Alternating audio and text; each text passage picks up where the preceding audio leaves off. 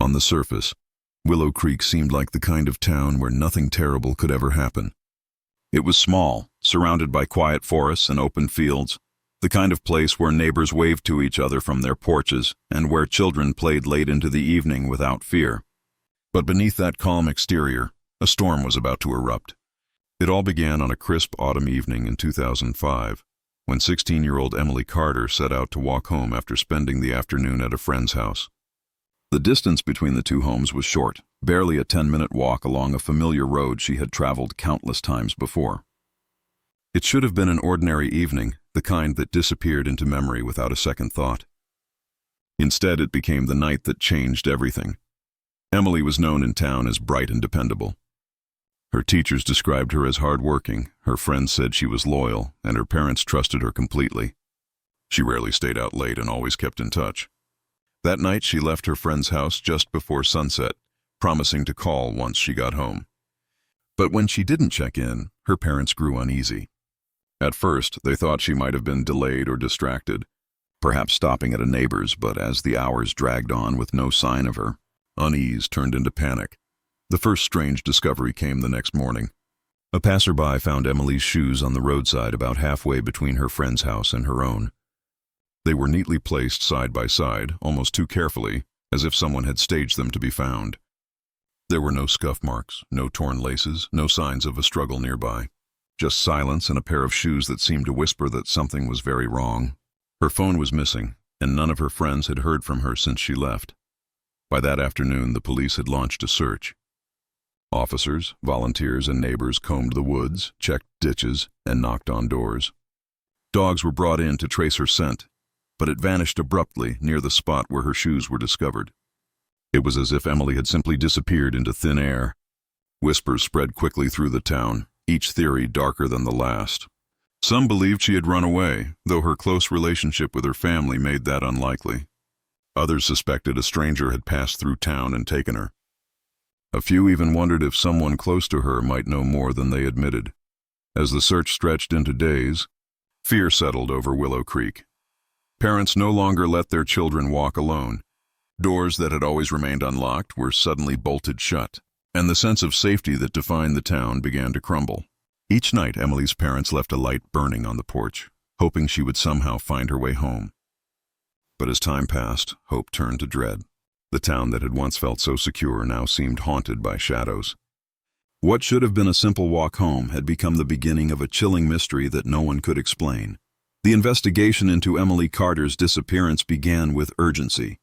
Police treated the case as critical from the start, knowing the first 48 hours were the most important. Officers canvassed the area, knocking on doors and interviewing everyone who lived along the road she had taken. They asked if anyone had seen a girl walking home, if anyone had noticed a car slowing down, or if there were unfamiliar faces in town. The answers were disappointingly vague. Some neighbors thought they saw her in the fading light. Others weren't sure if it was Emily or another girl. A few people admitted they hadn't noticed anything unusual at all. What should have been a well-traveled path had become a dead zone of memory. Search teams swept through every part of Willow Creek. Volunteers combed the surrounding woods, forming lines to cover ground more efficiently. Helicopters flew overhead, their spotlights scanning fields and rivers. Divers searched the murky waters of the nearby lake, and cadaver dogs were brought in to pick up any trace of scent. Yet nothing concrete emerged. It was as though Emily had been erased, as though she had stepped into a space where the world could no longer reach her. Each day without evidence weakened the investigation, and each night brought more fear. Detectives dug into her life, hoping her routine might reveal something. They spoke with her classmates, teachers, and close friends. Everyone described Emily as grounded, focused, and happy. She wasn't in trouble at school, wasn't involved in conflicts, and hadn't hinted at running away. But as investigators pushed further, subtle cracks appeared. Her phone records revealed an abrupt end. Her last activity was a text sent at 7:12 p.m., 1 minute before the time a neighbor reported seeing her on the road. After that, there was nothing. No calls, no texts, no activity. It was as if the device had been turned off or destroyed. The timing seemed too precise to be coincidence. Rumors quickly filled the gaps that facts couldn't. Some whispered that she might have been followed for weeks before she vanished, targeted by someone who knew her schedule. Others claimed she had been keeping secrets, though no one could say what those secrets were. Anonymous calls to the police suggested possible sightings, but each one led to a dead end. Tips about strange cars near the woods turned out to be delivery drivers. Reports of shadows in the fields ended with nothing but wind through the grass. Every lead collapsed under scrutiny. As weeks turned into months, the investigation began to lose momentum. The town was still gripped by fear, but with no breakthroughs. Frustration grew. Some accused the police of not doing enough, while others blamed Emily's family for not noticing signs earlier. Tension divided the once close-knit community. The case that had started with determined searches and urgent questions slowly became an unsolved puzzle collecting dust on a desk. Emily's smiling face remained on flyers stapled to telephone poles, but even those began to fade under the weather. What had started as a desperate hunt for answers was now drifting into silence, leaving behind only uncertainty and whispers of a mystery that refused to be solved. As the years dragged on, the absence of answers only deepened the wound in Willow Creek. What began as a desperate search for a missing girl had hardened into an unsolved mystery that hovered over the town like a shadow. When the case was reopened years later, investigators shifted their focus toward the people closest to Emily. It was no longer about finding her alive. It was about finding the truth behind her vanishing. That shift in perspective uncovered unsettling possibilities and drew suspicion into places no one had wanted to look. Emily's uncle was the first person to come under scrutiny. He lived just a few blocks from where her shoes had been found. At the time of her disappearance, he had been questioned, but nothing incriminating surfaced. Years later, inconsistencies began to show in his statements. He claimed he had been at home during the crucial hours, yet neighbors reported not seeing him until much later that night. His explanations shifted when detectives pressed him, small details changing with each retelling.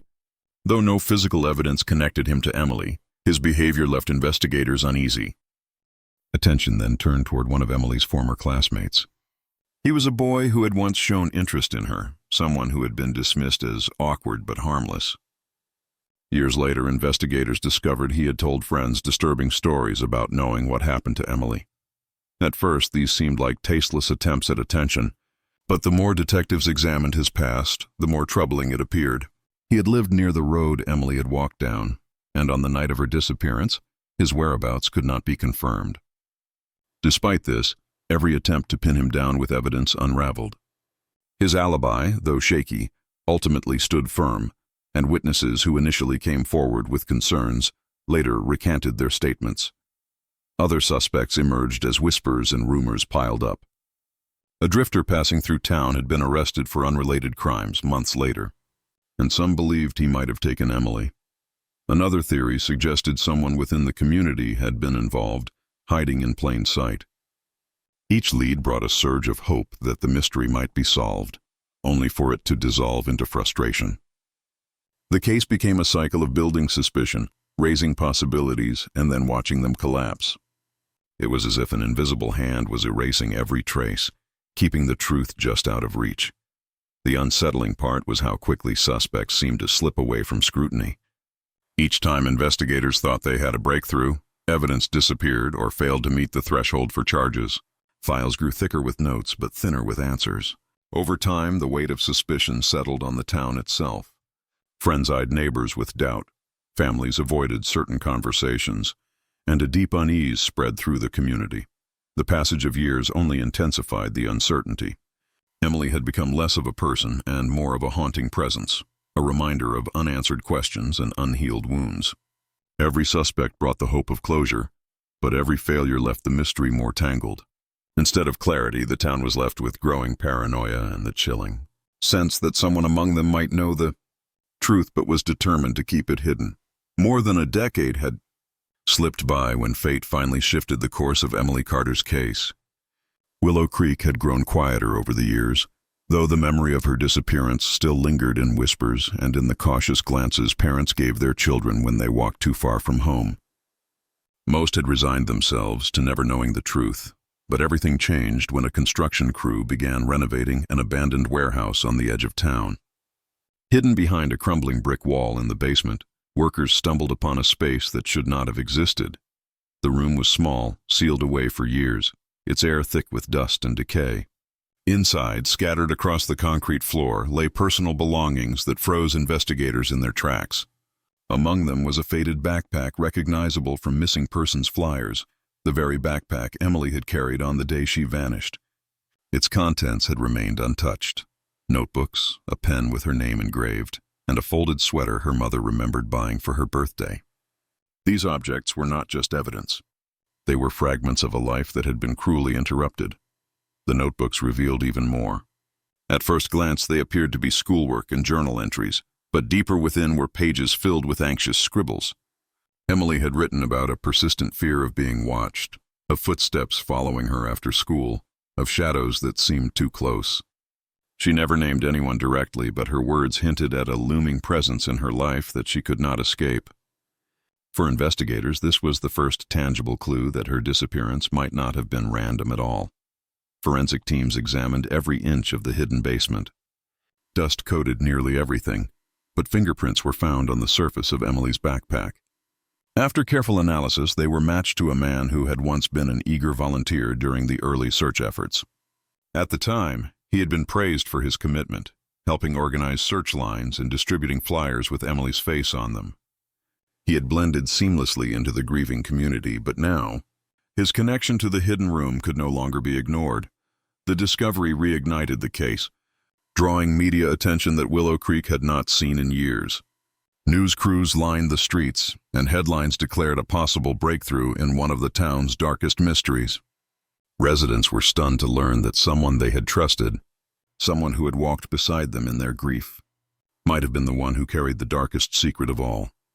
Detectives pored over old records with fresh eyes, comparing timelines, rechecking alibis, and revisiting forgotten witness statements.